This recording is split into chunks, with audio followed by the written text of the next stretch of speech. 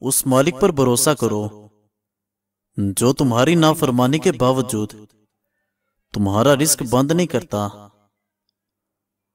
اگر دنیا میں آپ کو شدت سے غم ملے تو گھبراؤ مت، میرے غم کو یاد کر لینا، تمہارے غموں کا وزن ہلکا ہو جائے گا۔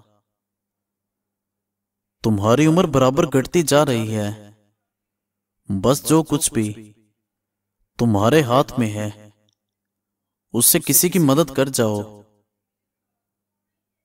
ظالم لوگوں کے ساتھ رہنا بذات خود ایک جرم ہے۔ جو نیک لوگ ہیں وہ اپنے انجام سے خوف زدہ نہیں ہوتے۔ جب آپ کی زندگی میں کوئی ایسے راستے آئیں کہ ظالم تم کو نظر نہ اٹھانے دے اور دین تم کو گردن نہ جھکانے دے، تو تیسرا راستہ گردن کٹانے کا راستہ ہے۔ مجھے جنت سے زیادہ عزیز نماز ہے، کیونکہ جنت میری رضا ہے اور نماز میرے رب کی رضا ہے۔ اگر دنیا میں انقلاب پیدا کرنا ہے تو تہذیب نفس کا آغاز خود سے کرو، دنیا خود بدل جائے گی۔ اپنی زندگی میں دو لوگوں کا بہت خیال کرو، ایک وہ جس نے تمہاری جیت کے لیے اپنا بہت کچھ ہار دیا، یعنی تمہارا باپ، اور ایک وہ جس نے تمہاری ہار کو بھی جیت کہا ہے، یعنی تمہاری ماں۔ زندگی کا کوئی بھروسہ نہیں ہے، جس قدر ہو سکے دوسروں کے کام آؤ۔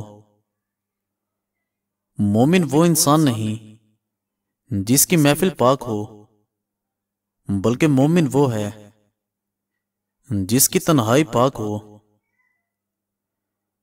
کس واسطے نماز سے منہ موڑتا ہے تو؟ کیا یاد نہیں تمہیں آخری سجدہ حسین کا؟ یہ دنیا تم کو کیا دے گی محسن، جس دنیا نے حسین کو کفن نہ دیا۔ عشق اگر اپنی مستی میں آ جائے تو سر نیزے پر اور قرآن لبوں پر آ جاتا ہے۔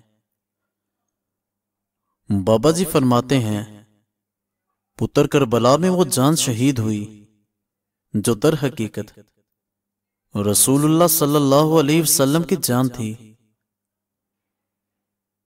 جس انسان نے اپنے مسلمان بھائی کی دنیاوی مصیبت کو دور کیا، اللہ اس کی اخروی مصیبت کو دور کرتا ہے۔ عورت کا پردہ کرنا شہید کے خون سے بھی افضل ہے۔ جب تم جان لو کہ تم حق پر ہو تو پھر جان کی پرواہ کرو، نہ مال کی۔ عقل صرف حق کی پیروی کرنے سے کامل ہوتی ہے۔ یہ جو آج ہر طرف اذان ہے، یہ علی کے لال کا احسان ہے۔